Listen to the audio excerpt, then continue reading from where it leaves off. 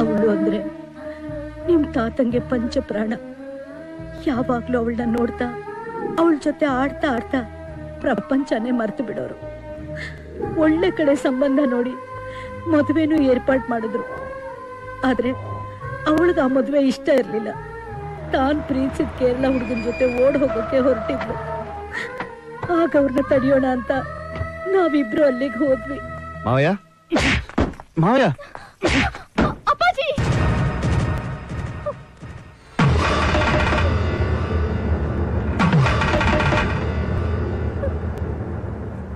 ನನ್ನ ಕ್ಷಮಿಸ್ಬಿಡಿ ಅಪ್ಪಾಜಿ.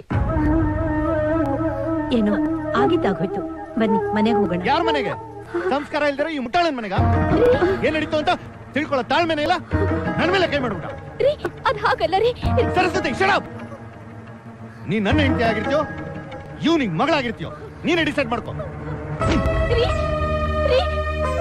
ಅಪ್ಪಾಜಿ,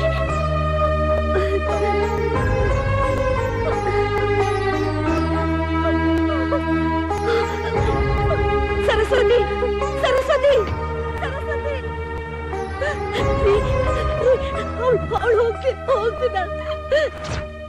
ಆವತ್ತಿಂದ ನಿಮ್ ದೊಡ್ಡಮ್ಮ ನಮ್ಮಿಂದ ದೂರ ಆಗ್ಬಿಟ್ಲು.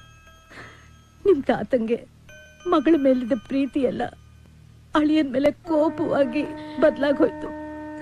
ಹೆತ್ತ ಮಗಳನ್ನ ನೋಡಕ್ಕಾಗ್ದೆ, ಹೆತ್ತ ಕರಳಿಗೆ ಉತ್ತರ ಕೊಡಕ್ಕಾಗ್ದೆ ದಿನಾಲು ಕಣ್ಣೀರ್ ಹಾಕ್ತಾ ಕಾಲ ಕಳೀತಿದ್ದೀನಮ್ಮ. ಅಜ್ಜಿ, ಈಗ ಎಲ್ಲಿದ್ದಾರೆ? ಆವತ್ತೇ ನಮ್ಮನ್ ಬಿಟ್ಟು ಕೇರಳಕ್ಕೆ ಹೊರಟೋದ್ರು.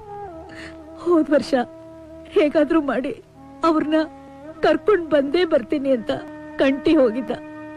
ಕರ್ಕೊಂಡ್ ಬರ್ತಾ ಇದ್ದೀನಿ ಅಂತ ಫೋನ್ ಕೂಡ ಮಾಡಿದ್ದ.